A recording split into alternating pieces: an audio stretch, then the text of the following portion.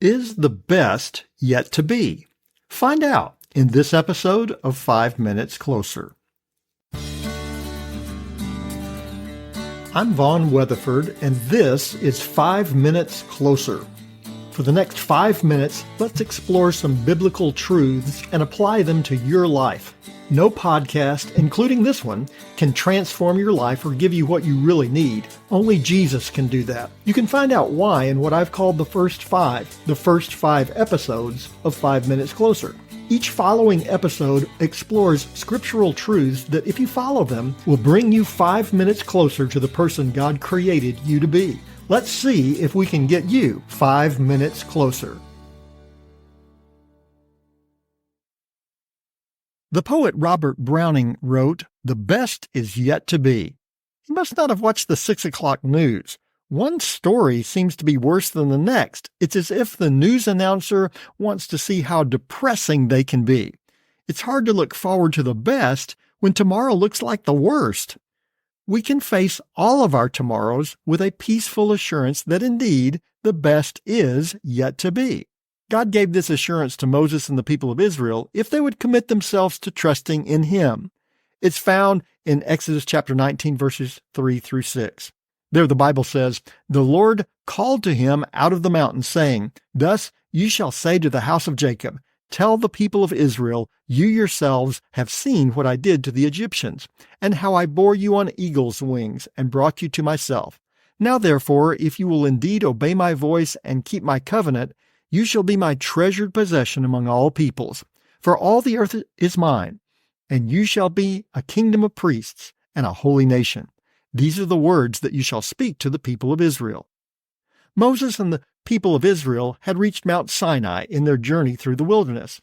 As miraculous and wonderful as the people's deliverance from Egypt was, the best was still ahead of them. That should have been obvious. After all, they were in the wilderness. I can remember traveling for a few hours with young children. I can't imagine 3 months in the desert. But compared to slavery in Egypt, it wasn't so bad. They were free.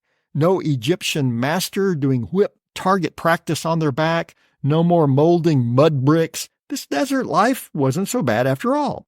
Besides, God was providing for them. They had food and water sufficient for all. Each day, they were further away from the horrors of life in Egypt, with manna sandwiches and rock water to spare. But God had so much more. He had the promised land ahead, a land flowing with milk and honey. But it was even better. They would be a kingdom of priests, a holy nation. They were to be set apart by God. They were holy. As priests, they would have access to God and be His messengers to the world. As believers, we know the future is bright. Ahead of us lies all the glories of heaven. Whatever we face here on earth pales in comparison to the glories we will share in the presence of the Lord. And with that promise comes a wonderful responsibility. I remember when I turned 16 and received my driver's license, my dad took me aside and explained in no uncertain terms that having the privilege of driving brought with it responsibility. When I was driving, he told me I was responsible for my own safety, but also for the safety of everyone riding in the car and everyone driving on the road with me, that I might endanger if I didn't take my responsibility seriously. At first I thought, boy, Dad, way to take all the fun out of a great day in my life. But later, I realized what he told me was true, not just for driving, but for all the privileges we receive in life. As Christians, we have many wonderful privileges extended to us. We need to remember that with those privileges comes responsibility. We must never take what God has given us for granted.